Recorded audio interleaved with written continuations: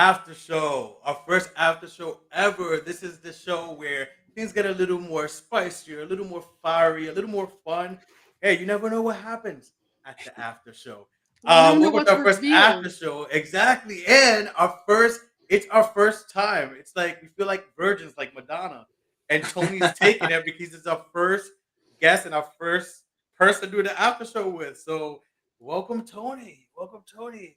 Thank you for having me. I feel like I'm speechless. I just realized now, like this was actually the first one. It's the first one. Yeah, we're I'm launching honored it to today. be. I'm very honored to be here. We're launching Pressure's it on. No, Pressure's just on. kidding. Here we go. exclusively So, on YouTube. But Melanie, what were you saying right after before so we I have more questions regarding For the Love of Dilfs. Um, in the episode where you guys had to do the compatibility test, you didn't score as high as you thought with Jeffrey. Who do you think from the couples that did score higher than you guys, where you where do you call bullshit? Like if it was up to you, you would say no. As much as they got higher scores, they're not compatible. The only one that beat us was Mateo and Gordon. They got 18, we got 17, and yeah, I would like to see the video. That's all I would like to see. That's all I'm gonna say. I You would need like to see the receipts. video of our thing.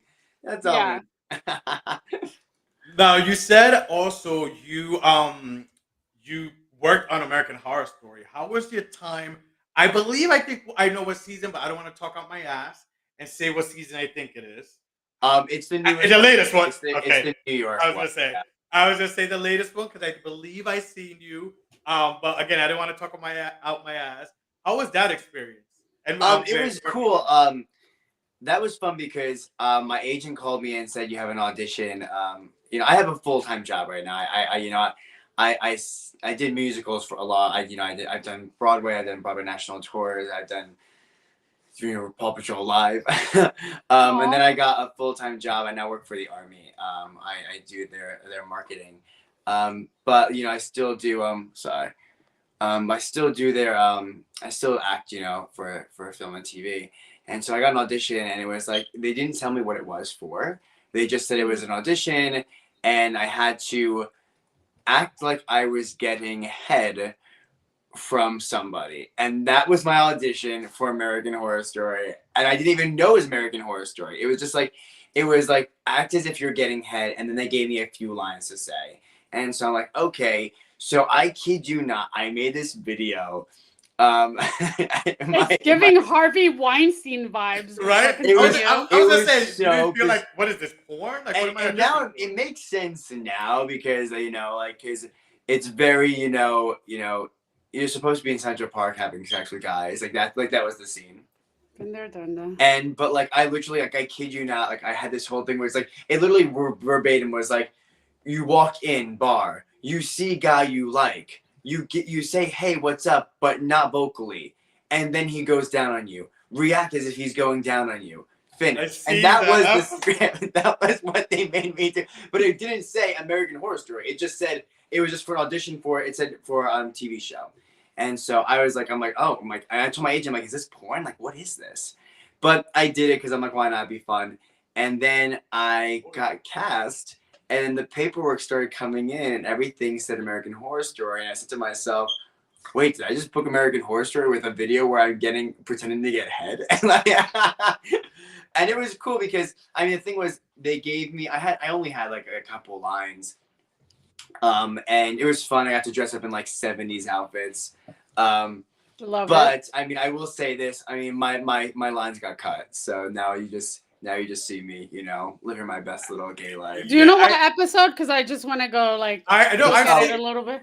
I think it's the second episode, and it's you see me, and I just go like this to like the thing. But I had like a few lines where I talk about someone got their head chopped off by the pier, and how the police don't care about us, and it was cool. I got a whole trailer to myself.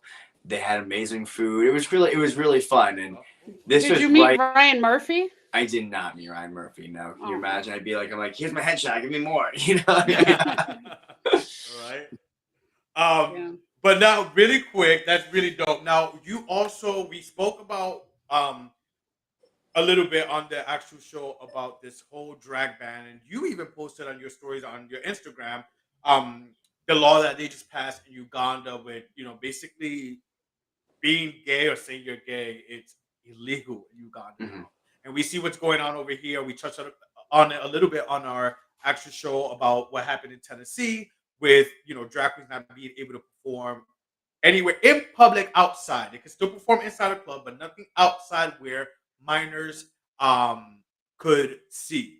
Um, what's your take on all this going on? Is I don't even know where to begin because it just feels like we're in like this Hunger Games weird story. Like it's just so bizarre that this is our reality. Like, and there's nothing I can say that's gonna like make it better. There's nothing I can. It's just it sucks. It actually sucks that people are viewing us as like these monsters or like these perverts. It's just it doesn't make any sense to me because like a lot of LGBTQ people actually work with kids, and a lot of these kids are successful because of their LGBTQ mentors. And so then you have these people who are just saying that this is wrong. It's erasing creativity. It's erasing our queerness. And I don't even. It's just like you're trying to wipe us away, and it doesn't make sense. And I hate when I just recently someone said that they were making a joke and they were like you can marry whoever you want now. It's 2020 or whatever. It's like, or you can identify as whatever you want now. It's 2023. And I thought that was such a weird comment because it's not like gay is new. It's not like it's like all of a sudden the 2000 came and gays were here. Gays have been around for generations. Like Alexander the Great was gay. Like you look at the Egyptian time and there's the hieroglyphics. There's gay sex. So Mm-hmm. it blows my mind that people think this is this new thing coming about and we have to get rid of it. We've been here forever, and there's gonna be continue. Kids are still gonna be gay. It's not like they're gonna be taught being gay. I had three brothers in an Italian household. I went to CCD every morning. We were raised the same way, and I'm different. It doesn't matter what you teach them. Listen, you can make gay illegal in Uganda. There's still gonna be gay kids and gay people in Uganda, and that's not Exactly. gonna stop anything. It I, just it's crazy and it's sad, and I agree with you. But I feel when people say like, "Oh, it's 2023, you can be anything now," it's a homophobic microaggression I agree. Yeah. because there are more. Let's be honest, there are more trans people out there, like they're more visually out there, but that doesn't necessarily mean that 20, 30, 40 years ago there weren't trans people. They were just a little bit more quiet about it. Hmm. Now you're able to like be out there and have this freedom, which I think it's great. I think whatever you want to identify it as, you should be able to say it and not be scared to show it. But I think the world today, especially the States, the United States is like kind of embarrassing. And when I first heard about the whole Tennessee thing and drag shows, I automatically thought of Miami. We both lived in Miami at some point, and Hmm. I specifically remember being super young and going with my family to the Palace, Hmm. which is a big drag queen bar, and they have like sidewalk shows. So they're Exactly. at risk to be banned. Also, if Ron, Oh, the idiot DeSantis, decides to ban drag shows in Florida, they're at risk It because is they're their doing livelihood. sidewalk shows. Yeah, and that's their livelihood, and they get paid a lot. I just think it's fucked up, and I don't understand how they're like targeting entertainers because that's what drag queens are. yeah. They're entertainers at the end of the day. Whatever their preference is, sexual preference is their business. I don't think it should matter. Yeah. But And like I think I could be wrong about this, but I just think I heard something about that there was a liquor license being taken away from a bar in Florida because yeah. kids saw the drag queen, the drag show. Hmm. That's that. It's just it's. I don't, it's just it's like they're punished. Basically, they're punishing us for being Yeah. gay. It's sick. It's absolutely sick. Yeah. And then there's this whole thing about the reading. I know I don't want to spend too much time on this. I mean, it's an important matter, but about the drag queens reading to kids.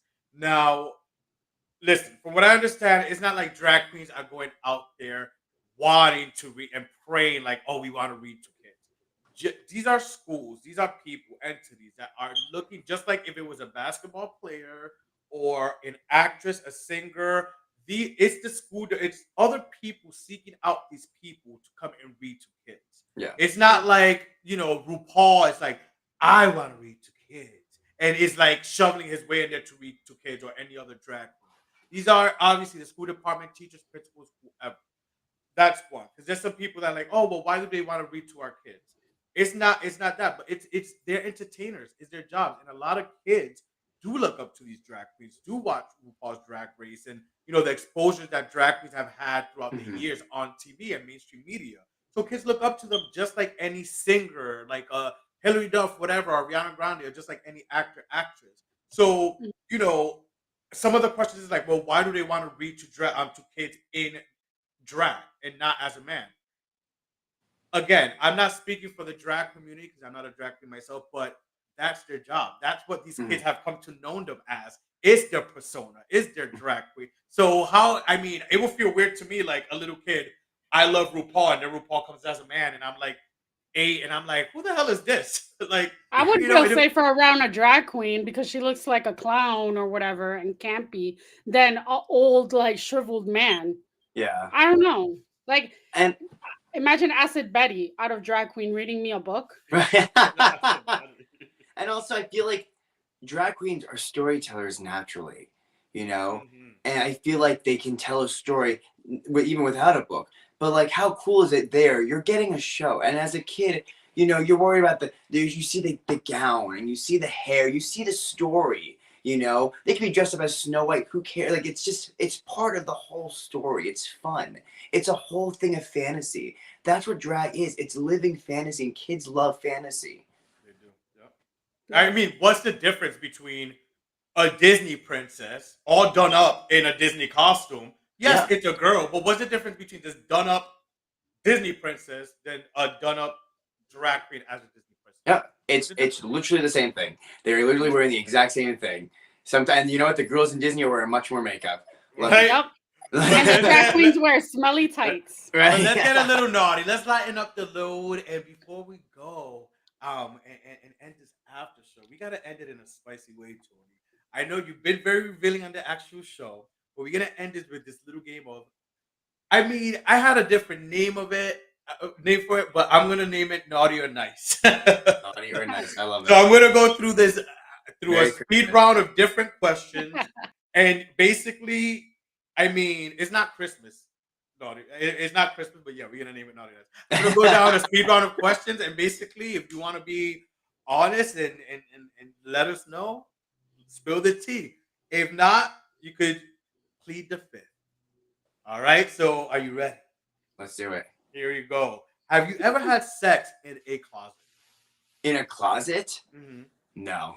Have you participated in an orgy? In an orgy? Hmm. No. I mean, I've had a few numbers, but not an orgy. I'm surprised it Anything wasn't past? an orgy there at the DILF Yeah, right. mansion. Okay, do you consider anything past three some an orgy?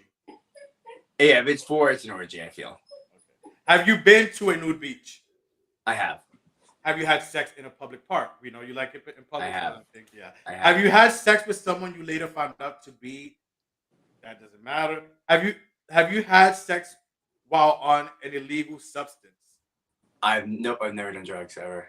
Have you Me woken up in a neither. stranger's bed? What was Have you that? woken up in a Strange. stranger's bed? I woken up in a stranger's bed. Yes, I have. Have you worn a mask during sex?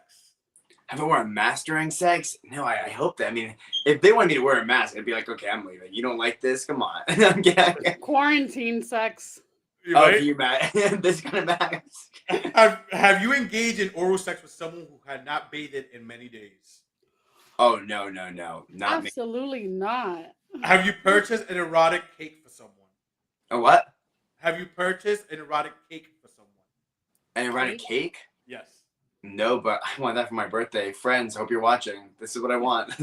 Have you engaged in doggy style sex? Doggy style sex, yes. Have you dirty danced with an intimate object? Oh, dude, every day of my life, dude. Every day of On a my Tom life. Cruise. Have you hidden under a bed while a couple was having sex in it? Okay, no, not when they were having sex, but like when I have it under to, to have sex with somebody. Have you had sex on a kitchen floor? Yes. Have you? Ooh, oh, okay. Have you initiated sex with someone who was on the toilet?